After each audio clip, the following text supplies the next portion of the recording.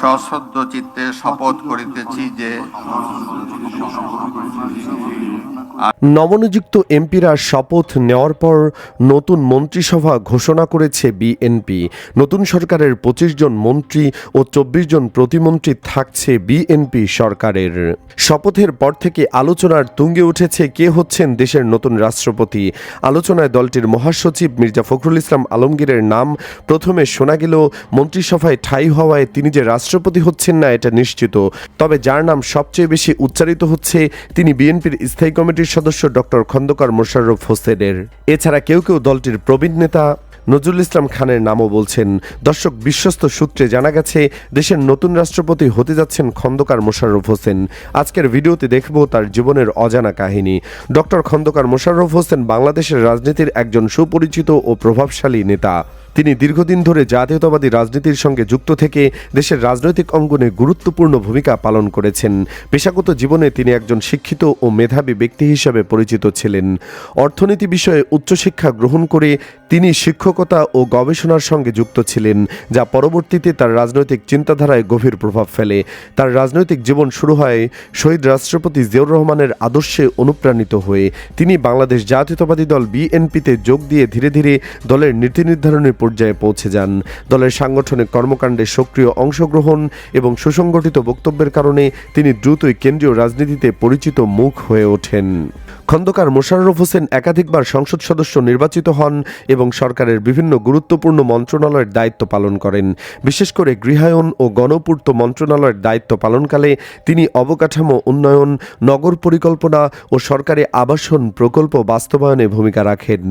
এছাড়া দলীয় সরকার মন্ত্রণালয়ের দায়িত্ব পালনকালে তৃণমূল প্রশাসন শক্তিশালীকরণে নানা উদ্যোগ গ্রহণ করেন।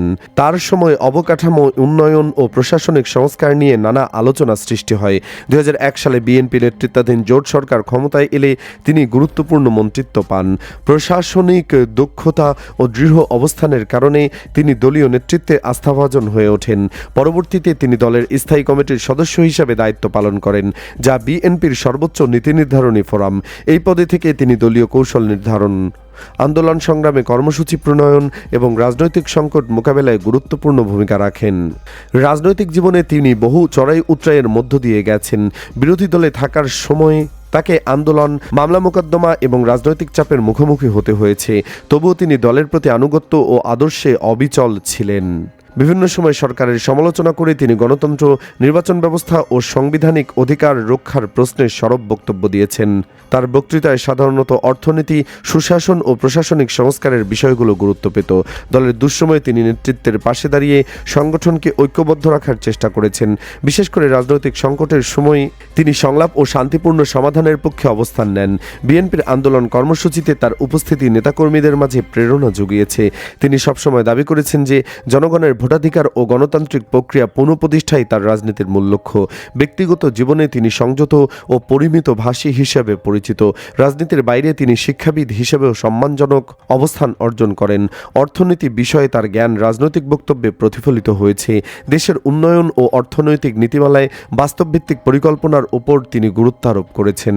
ডক্টর খন্দকার মোশাররফ হোসেনের রাজনৈতিক জীবন মূলত আদর্শনিষ্ঠ, সংগঠন ভিত্তিক এবং আন্দোলনমুখী রাজনীতির প্রতিফলন। তিনি দীর্ঘ সময় ধরে জাতীয় রাজনীতিতে সক্রিয় থেকে বিএনপির নীতি নির্ধারণী পর্যায়ে গুরুত্বপূর্ণ ভূমিকা পালন করেছেন। ক্ষমতায় থাকুক বা বিরোধী দলে উভয় পরিস্থিতিতেই তিনি দলের অবস্থান স্পষ্টভাবে তুলে ধরেছেন।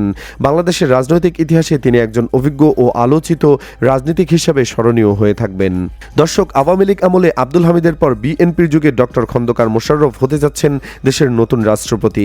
খন্দকার মোশাররফ কি পারবে দেশের মানুষের মন জয় করতে যেমনটি করেছিলেন আব্দুল হামিদ? কমেন্টে হ্যাঁ অথবা না লিখে জানিয়ে দিন আপনার মূল্যবান মতামত। ভিডিওটি ভালো লাগলে লাইক দিন ও শেয়ার করুন। আর আমাদের চ্যানেলে নতুন হলে অবশ্যই সাবস্ক্রাইব করে সাথেই থাকুন। ধন্যবাদ।